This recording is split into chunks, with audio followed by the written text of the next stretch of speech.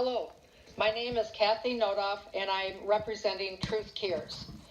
After following the progress of this working group, it is not surprising to discover that there has not been much progress made that will benefit the majority of Lyme patients. If anyone really expects a kumbaya moment where the philosophies and members of ILADS and IDSA would cooperate, work together, and come up with a joint document that truly helps the victims of chronic neurological Lyme, you must be living in a fantasy world.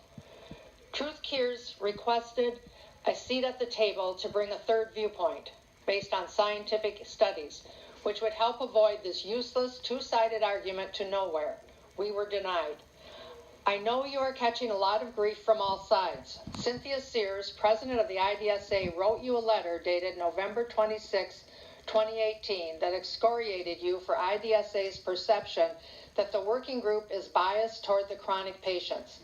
And yet the chronic patients are claiming that you are biased toward IDSA. Well, you can disregard Ms. Sears' inappropriate lashing because she seems to have forgotten that her colleagues wrote in December 2016 that, and I quote, the anti-inflammatory effects might be the more important function of TLR signaling, meaning that immunosuppression is the main driver of the disease. This finding recently was supported by a study funded by Bay Area Lyme Foundation, and Lyndon Hu, a colleague of Alan Steers at Tufts, received a substantial grant to conduct a research on this very phenomenon. Last month, a group led by Kunal Garg out of Uvaslock University corroborated all of these findings when they discovered that even seronegative Lyme patients carry a heavy disease burden with reactivated viruses and multiple opportunistic infections. Which brings us back to IDSA, who is a full 5 years ago endorsed molecular methods for diagnosing such infections in their policy paper, Better Tests, Better Care, Improved Diagnostics for Infectious Diseases. Therefore, you can ignore anything IDSA says to the contrary.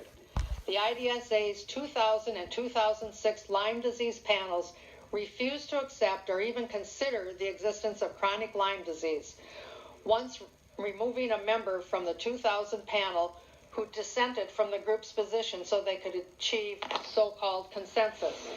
Here we are 12 years later, and the very reason for this working group and the IDSA has no clue that we have already been here, excluding chronic neuro-Lyme, just as they did at Dearborn. I would like to quote my friend Laura. If you have to be your own Sherpa on a healing journey through an alternate universe where you're the failure if you are still sick, despite losing your home and retirement to pay doctors who must not be named for treatment that you discovered on Facebook, you might have Lyme. You also might want to start questioning, why is this so political? Thank you.